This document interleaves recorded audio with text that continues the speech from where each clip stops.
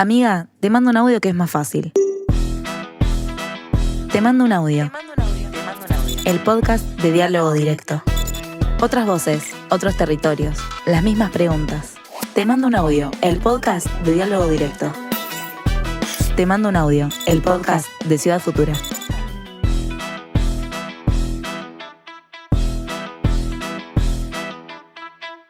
Desde hace por lo menos 10 años, Rosario se encuentra inmersa en una profunda crisis de violencia. La tasa de homicidios triplica en la media nacional. Las balaceras y muertes violentas se suceden prácticamente todos los días. ¿Este fenómeno es exclusivo de ciudades como Rosario o también ocurre en otras latitudes? Distintas voces de nuestra América, en particular de México y Colombia, nos acercan algunas ideas sobre cómo se vivió y se vive la violencia urbana. Historias, experiencias y reflexiones de algunos territorios donde la violencia y el narcotráfico no existían y de repente empezaron a estar en todas partes. Para entender qué pasa, pero sobre todo, para imaginar cómo podemos transformarlo.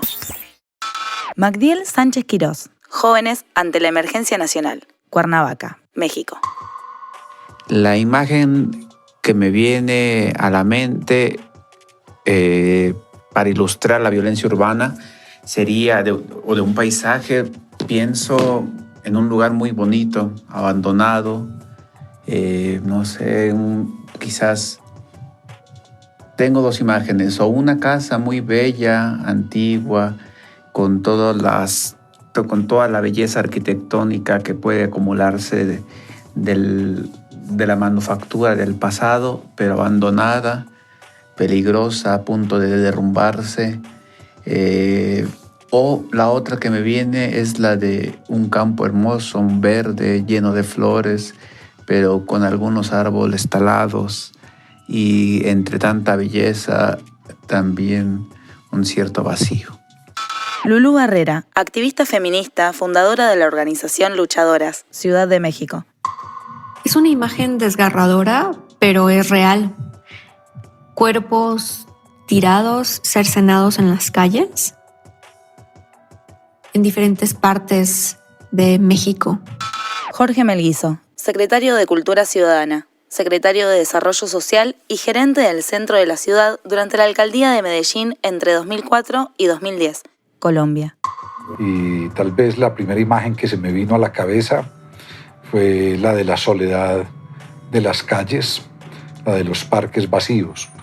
En el peor momento de nuestras violencias, el espacio público se convirtió en un espacio totalmente solitario y las calles en calles abandonadas. Pero una segunda imagen también que tiene que ver como con todas las inseguridades, ya no solo con las violencias, es la de las casas llenas de rejas en puertas y ventanas, y las rejas en todas las tiendas, negocios, puestos de venta de algo, es decir, una ciudad enrejada durante muchísimos años. Susana Ochoa, fundadora de Wikipolítica y consejera política de Futuro Jalisco, México. Creo que las ciudades en general en América Latina y el mundo creo que se convirtieron en una disputa para el capital, ¿no? Y creo que hoy las ciudades giran alrededor de lo que le conviene al capital, a los intereses económicos, y creo que eso ha convertido a las ciudades en espacios no democráticos, espacios que no ponen al centro la dignidad de las personas.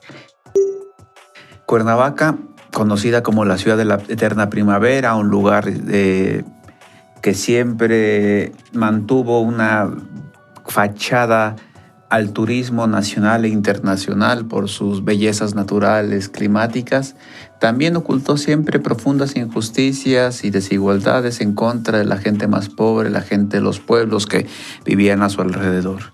Sin embargo, más allá de esa profunda daño estructural, la violencia en Cuernavaca no se puede desligar de la guerra contra el narcotráfico, no se puede desligar de las estrategias de seguridad que se han impuesto, sobre todo en los últimos 20 años en México, y que están subordinadas a Estados Unidos.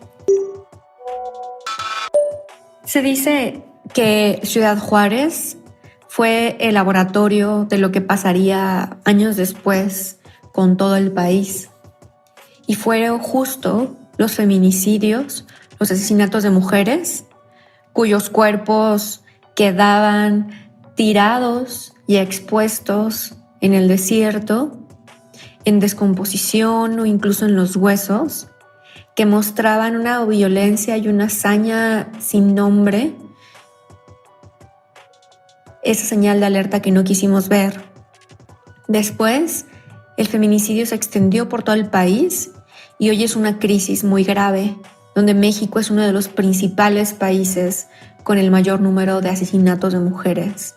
Son crímenes de odio que detestan nuestra libertad y nuestra autonomía. Y también esta forma de operación retorcida de exhibir el cuerpo para mandar mensajes fue también la técnica que años después empezó a usar el crimen organizado cuando empieza la nombrada guerra contra el narco en México, impulsada por Felipe Calderón como presidente, y que dejó a un país lastimado y profundamente dolido, y nos dio imágenes terribles que se consumían en los periódicos y que veíamos en las calles y que hablaban justo de una batalla que se libraba en los cuerpos de las personas.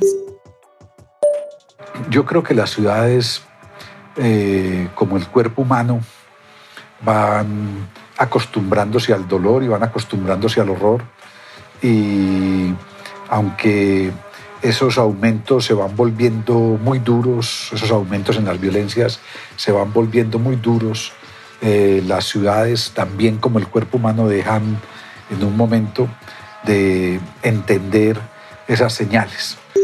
Pues las ciudades han provocado un montón de desigualdad, ¿no? Y específicamente ha provocado cosas como que en las ciudades, en las periferias, los jóvenes se vuelven carne de cañón para el crimen organizado, ¿no? Por este tema del capitalismo gore, de cómo por lo menos en México, pues el narcotráfico pues ha llegado a todos los espacios donde el Estado no estaba y donde el Estado también les ha permitido estar. Y en ese sentido, pues los jóvenes, por falta de oportunidades, porque a veces no quedan en las matrículas de las escuelas o universidades, pues que les quedan muy pocas opciones, ¿no? Y se vuelven pues muy atractivos para quienes hoy hacen recursos a partir del crimen organizado. Entonces, yo creo que este modelo de ciudad que fue tan popular en los años 90 y por lo menos en México tan copiado a Estados Unidos es lo que termina erosionando la posibilidad de pues tener ciudades donde la gente pueda vivir de una manera digna. Cuernavaca terminaba siendo hace unos años un espacio de tolerancia para los grupos delincuenciales en los que por su belleza también disfrutaban de su medio ambiente y todos los narcotraficantes tenían casas, pero no pasaba nada. Había un cierto pacto de acuerdo de seguridad entre todos los cárteles de la droga. En una operación en la que interviene la Marina, sin que tuviera competencia, porque no hay mar en Cuernavaca, estamos muy cerca a 100 kilómetros de la Ciudad de México, 80 kilómetros de la Ciudad de México, interviene la Marina, interviene el Ejército y asesinan casi en el centro de la ciudad a un narcotraficante. Más que una búsqueda de justicia por una serie de mensajes de cómo se liquidó a este hombre, se evidenció que era una pelea entre cárteles, solo que unos estaban vestidos del ejército en la marina y otros identificados como parte de un cártel. A partir de ahí se desata la violencia en Cuernavaca. Había un toque de queda decretado por el narcotráfico y que la gente no podía salir a la calle después de las 6 de la tarde. Para cuidar las vidas todos huimos, todos nos escondimos, todos tuvimos los cuidados para evitar ponernos el riesgo. Y poco a poco, sin que nos diéramos cuenta, cediendo a esos reclamos, llegando a ver todo un sistema político lleno de políticos relacionados con el narcotráfico, el primer gobernador ligado a una empresa criminal que se dedicaba a robar coches, el siguiente gobernador ligado a grupos armados de ultraderecha y también relacionado con el narcotráfico, y así el siguiente gobernador también. Fuimos viendo un estado en el que cada vez los políticos más ligados con el narcotráfico también empezaban a tener tensiones entre ellos y entre los distintos grupos a los que iban llenando la ciudad, y que esa bella imagen que había de una ciudad turística atractiva a la gente empezó a quedarse vacía. Tal vez es que ni siquiera nos dimos cuenta de las señales, es decir, sabíamos que teníamos una violencia en un país que viene en conflicto guerrillero, político, desde finales de los años 40. Hemos sufrido, digamos, varios picos de violencia, violencias políticas, violencias guerrilleras, violencias de grupos paramilitares, violencias de narcotráfico. Entonces yo creo que nos fuimos acostumbrando a esos altos niveles de violencia. Entonces yo no sé responder en qué momento Medellín entendió que ya nada sería como antes, pero sí marcó un momento, 1989-1990, cuando la ciudad comenzó a reaccionar. Estaba vivo Pablo Escobar.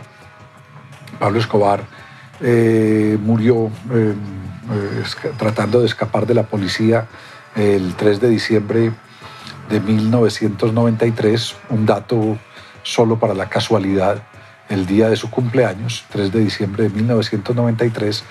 Bueno, 3 o 4 años antes la ciudad empezó a reaccionar. Y seguramente las reacciones fueron desde el desespero. Nosotros en 1991 tuvimos 6.700 muertes violentas, 18.3 muertos en promedio cada día, una tasa de muerte por homicidio de 382 muertos por cada 100.000 habitantes. Durante 20 años fuimos la ciudad con mayor tasa de muerte violenta en el mundo. Es marzo de 2011 cuando, como una de las tantas historias que marcan la vida de los mexicanos, de las mexicanas frente al narcotráfico, un grupo de jóvenes que estaban reunidos en un bar fueron secuestrados por un comando armado y fueron asesinados. Entre ellos estaba el hijo de un poeta, Javier Sicilia, un amigo mío, conocido, que fue asfixiado junto a los otros jóvenes, 4 jóvenes más y una pareja mayor que aparecieron en la cajuela de un auto. Ante esa terrible noticia, su padre, poeta, un poeta reconocido nacional e internacionalmente, hizo lo inesperado, que fue convocar a la sociedad en contra de la guerra. No solo pidió justicia por su hijo, sino que reclamó por todos los desaparecidos, por todos los asesinados que había de la guerra del narcotráfico. Y así en Cuernavaca nació un movimiento que se llamó Movimiento por la Paz con Justicia y Dignidad, en el que el centro es exigir que se frene la estrategia de guerra, exigir que el ejército vuelva a sus cuarteles, exigir que el problema de la delincuencia organizada no se resuelva como se venía resolviendo, como se sigue resolviendo lamentablemente, que es a partir de liquidar a un grupo de narcotraficantes, fomentar otro, y en el que los cambios profundos no tienen que ver con el asesinato de personas, sino con transformaciones profundas, depuración de cuerpos policíacos y una estrategia de seguridad ciudadana y no militar. Creo que la clase política tiene un muy bajo entendimiento de lo que las ciudades pueden significar para revertir estos procesos. Creo que su entendimiento sobre la violencia es elitista, creo que su entendimiento sobre la violencia viene de una visión pues vieja y patriarcal, ¿no? Yo creo que hay mucho que hacer por ahí, ¿no? Acá se persiguen a los pequeños jóvenes que terminan asaltando, que a lo mejor se vuelven halcones para el crimen organizado, pero no se persigue a pues digamos las cabezas, ¿no? de esos espacios de delincuencia, y además hay una visión muy de buenos contra malos, cuando a mí me parece que es muchísimo más complejo. Pues los problemas que hoy tenemos en las ciudades particularmente pues son problemas sistémicos, ¿no? Que no se resuelven simplemente viéndolos desde un lugar, sino que tiene que ver con una estructura.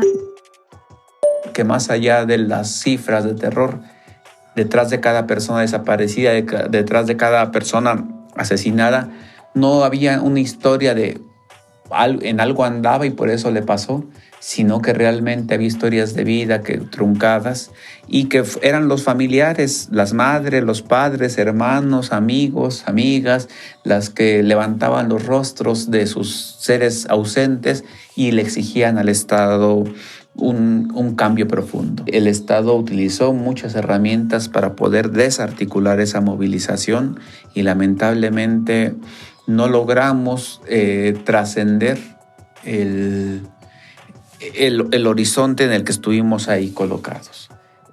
Era un desafío difícil, quizás imposible, pero se hizo un esfuerzo muy relevante por lograrlo y hay que denunciar, hay que denunciar que lo que se planteó no se cumplió por la indolencia del Estado y por la complicidad del Estado en todos sus niveles con el crimen organizado, o más bien por la existencia de un Estado criminal. Nuestras medidas han tenido resultados. Hemos bajado en un 93,5% hoy las violencias frente a las de hace 30 años. Ya no somos, que lo fuimos, la ciudad con mayor tasa de muerte violenta del mundo, lo fuimos durante 20 años. Ya no somos ni siquiera una de las 50 ciudades con mayor tasa de violencia en Latinoamérica y tampoco somos la ciudad con mayor tasa de violencia en Colombia, que lo fuimos durante 25 años. Muchos proyectos han dado resultado.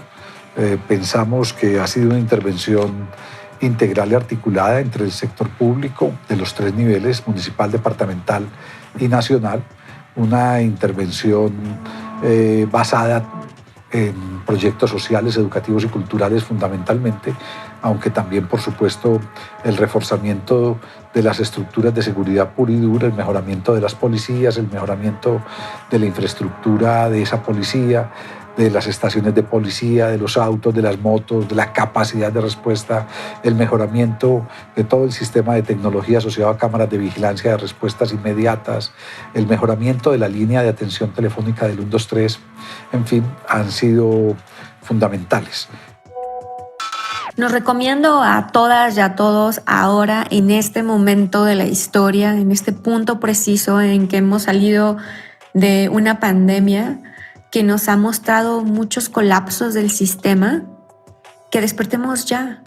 No es un mensaje para el futuro, es un mensaje que tenemos que escuchar hoy mismo y empezar a actuar de manera distinta hoy para ir desestructurando esos sistemas de opresión, dominación y explotación que están llevando a la muerte y al exterminio el espíritu de la humanidad. Cuando nos pensemos como parte de una ciudad, pensemos en la responsabilidad que tenemos de ser no solo mejores ciudadanos, pero mejores ancestros, ¿no? Y pensar que las acciones o omisiones que tengamos pues van a repercutir directamente en lo que viven hoy pues un montón de personas. No descuidar los espacios políticos, pelear por una representación política y nunca naturalizar la violencia, nunca decir que nunca tolerar la violencia, nunca tolerar el crimen, no acostumbrarnos al horror, porque el horror en las sociedades en las que vivimos es mucho, es muy grande, es fuerte y crece constante y aceleradamente, y naturalizarlo es muy fácil. El tiempo tan agitado que vivimos puede hacer que el horror se instale de manera irreversible si no captamos, si no nos indignamos, si no reaccionamos de manera pronta. Hay que anticiparse, es decir, no hay que esperar a que los hechos sean muy graves para reaccionar. Siempre dicen, no, es que no hemos tocado fondo, pero nunca se sabe cuándo es tocar fondo. En una ciudad como Acapulco, tocar un fondo con 111 muertos por cada 100.000 habitantes en México, en una ciudad como San Pedro Sula, con 190 muertes por cada 100.000 habitantes, en una ciudad como Caracas también, extraoficialmente con 190 muertos por cada 100.000 habitantes. En Medellín uno podría decir que tocamos fondo con 382 muertes por cada 100.000 habitantes. El fondo de cada uno es muy distinto.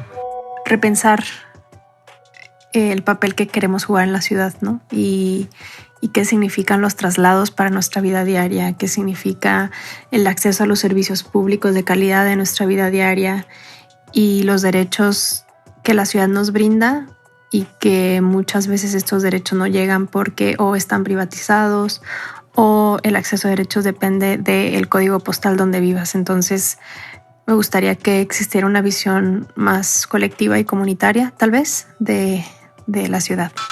Yo insisto que a pesar de esa imagen pesimista con la que iniciaba esta intervención, en la que veo una imagen de desolación, no veo solo eso, veo que hay belleza, que hay fuerza, que hay latencia de procesos rebeldes, que hay formas de vida comunitaria, que a pesar del tipo de violencia tan grave que vivimos en México, el que existan esos profundos vínculos comunitarios enraizados en lo verde, enraizados en el campo, enraizados en la belleza de un inmueble abandonado, nos demuestran que no todo está perdido, que ahí están las bases de una transformación, pero que frente al monstruo que tenemos, que es tan grande, no podemos pensar en pequeños cambios, en pequeños ajustes. Tenemos que hacer cosas muy profundas y en el caso mexicano tenemos que parar de raíz un Estado criminal. Que fortalezcan la democracia. El narcotráfico y todos los factores delincuenciales ponen básicamente en riesgo la democracia y que se trabaje decididamente en la construcción de la equidad. La equidad quiere decir sociedad de derechos, no una sociedad de favores y privilegios. Los derechos sin oportunidades no son derechos, decía un filósofo colombiano, Estanislao Zuleta. Por lo tanto, hay que generar realmente ciudades de derechos y ciudades equitativas. Ese tiene que ser el esfuerzo mayor en Latinoamérica, el alcance de la equidad. Pero también diría que una política de seguridad, como hemos venido insistiendo en Medellín desde hace tiempos, se construye de una manera diferente a lo tradicional. Lo contrario a la inseguridad no es la seguridad, sino la convivencia. Y la convivencia se construye con proyectos sociales, con proyectos educativos y con proyectos culturales.